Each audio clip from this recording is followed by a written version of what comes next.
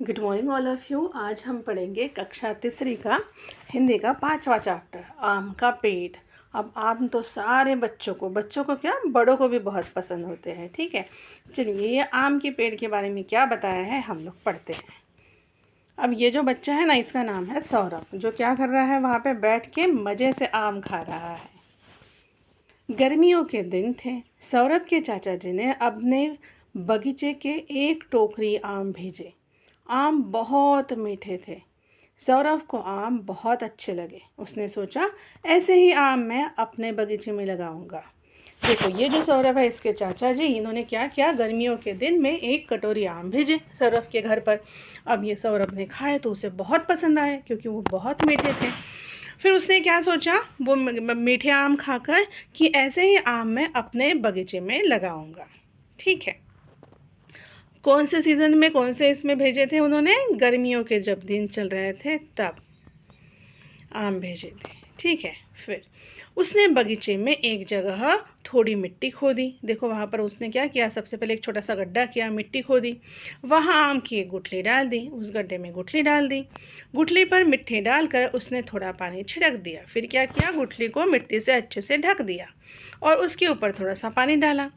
वह प्रतिदिन सुबह वहाँ पानी डालता, और वो क्या करता, रोज़ सुबह वहाँ पर पानी डालता। कुछ दिन बीत गए, आम का पौधा नहीं निकला। अब देखो ये रोज़ रोज़ पानी डाल रहा था, लेकिन पौधा निकल ही नहीं रहा था उसमें से। तो वो थोड़ा सा उदास हो गया था कि मैं पानी डालो, पौधा निकल ही नहीं रहा है ना।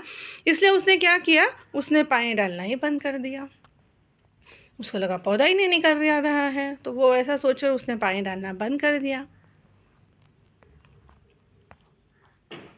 एक दिन हल्की हल्की वर्षा हो रही थी। वर्षा मतलब बारिश। तो एक दिन की बात है, हल्की सी बारिश हो रही थी।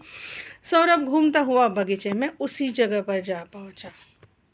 अब पहले तो रोज़ रोज़ जाता था, आज ऐसे घूमते घूमते वहाँ पर गया।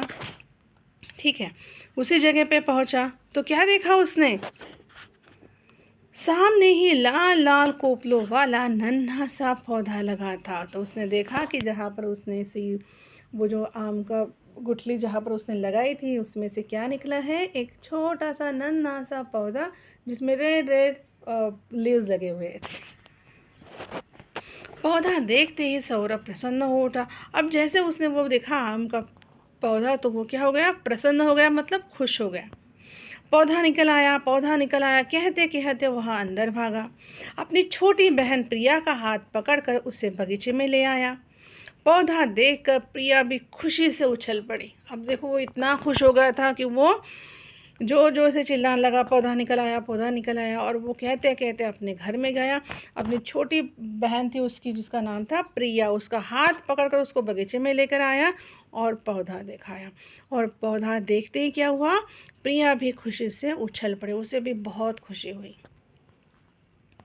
सौरभ बोला, यह पौधा मैंने लगाया है। क्या कहा सौरभ ने, कि ये जो पौधा है ना, ये मैंने लगाया है।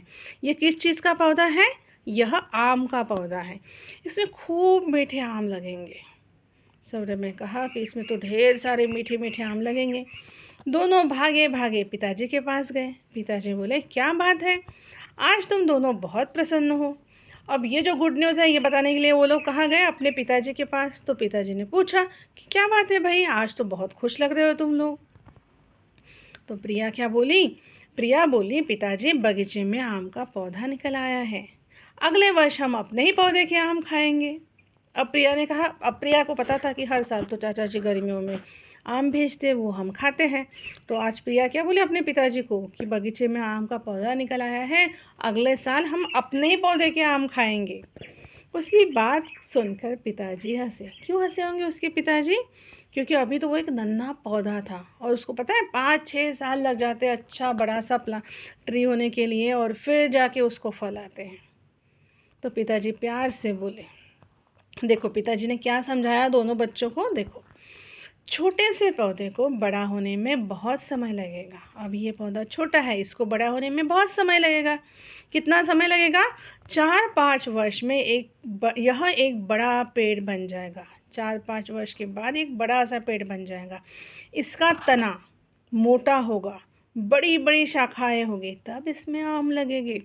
फिर उन्होंने कहा कि जब ये 4-5 साल में अच्छा सा बड़ा पेड़ बन जाएगा, उसका जो स्टेम है, तना मतलब स्टेम, वो कैसा होगा, बड़ा हो जाएगा, उसकी बड़ी बड़ी शाखाएँ होगी, शाखाएँ मतलब ब्रांचेस, बड़ी बड़ी ब्रांचेस होगी उसको, तब जाकर उसमें आम लगेंगे। यह सुनकर प्रिया थोड़ी उदास हो गई, क्योंकि उसे क्या लगा था कि अगले साल ही हमें आम खाने को मिलेंगे। पर सौरभ तुरंत बोला, प्रिया तो उदास हो गई, लेकिन देखो सौरभ क्या बोला, कोई बात नहीं, हम पौधे की देखभाल करेंगे। हम क्या करेंगे, इस पौधे की देखभाल करेंगे, एक दिन हम इसके फल अवश्य खाएंगे।